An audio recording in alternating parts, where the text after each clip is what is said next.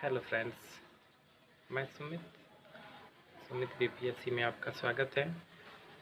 बहुत दिनों के बाद एक बार फिर से लाइव आप लोग के सामने हो रहा हूँ और आज एक नए टॉपिक पॉलिटिकल साइंस को मैं चाह रहा हूँ जो कि स्टार्ट करूँ। पॉलिटिकल साइंस का आज का मेरा टॉपिक है प्रियम्बल, भारतीय संविधान की प्रस्तावना। एक्चुअली में भारतीय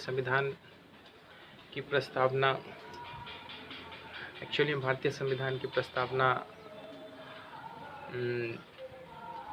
जवाहरलाल नेहरू के द्वारा एक उद्देश्य प्रस्ताव के रूप में डाला गया था और ड्राफ्ट समिति के सामने, और इस उद्देश्य प्रस्ताव को एज ऑब्जेक्टिव इस ऑब्जेक्टिव को एज ए प्रियम्बल संविधान निर्माताओं ने इसे अपने संविधान सभा में जोड़ा।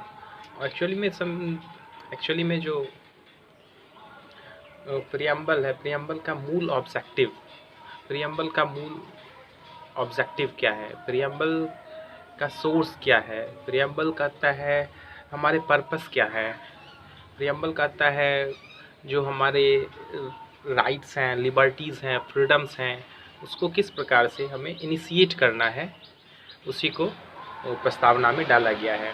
एक्चुअली में हमारे मूल संविधान में मुख्यतः 4 चीज़ों का उल्लेख किया गया है।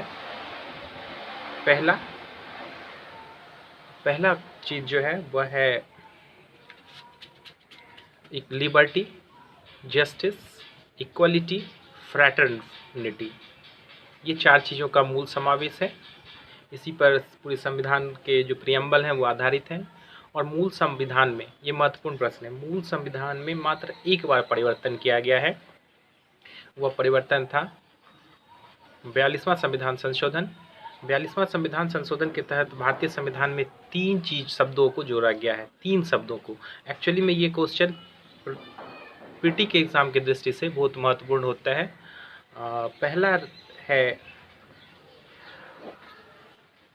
पहला है समाजवाद, सोशलिस्ट टर्म को इंट्रोड्यूस किया गया। दूसरा टर्म जो है वो सेक्युलर टर्म को इंट्रोड्यूस किया गया।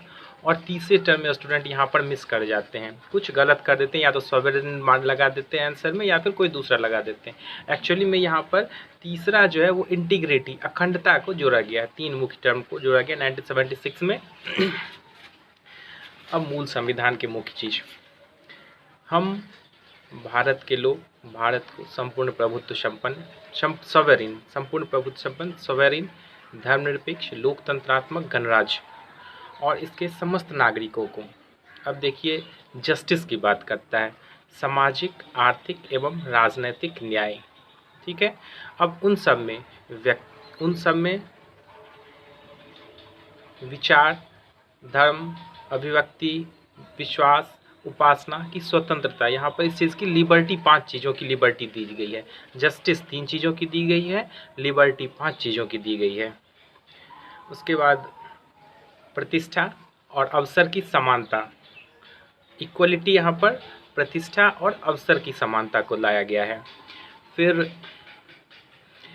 उसके बाद नेक्स्ट आती है फ्रैटर्निटी। फ्रैटर्निटी में व्यक्ति की गरिमा, राष्ट्र की एकता और अखंडता, यहीं पर इंटीग्रिटी टर्म को इंट्रोड्यूस किया गया था 42वां संविधान संशोधन के द्वारा। और उसके बाद आता है आज इस संविधान सभा में एतद द्वारा 26 नवंबर 1949 को क्या करता है, अंगीकृत, अधिनियमित, आत्मार्पित, 3 अंगीकृत, अधिनियमित, आत्मार्पित करते हैं। ठीक है। अब इससे 2 केस लॉ यहाँ पर बनते हैं, रीबेरीबारी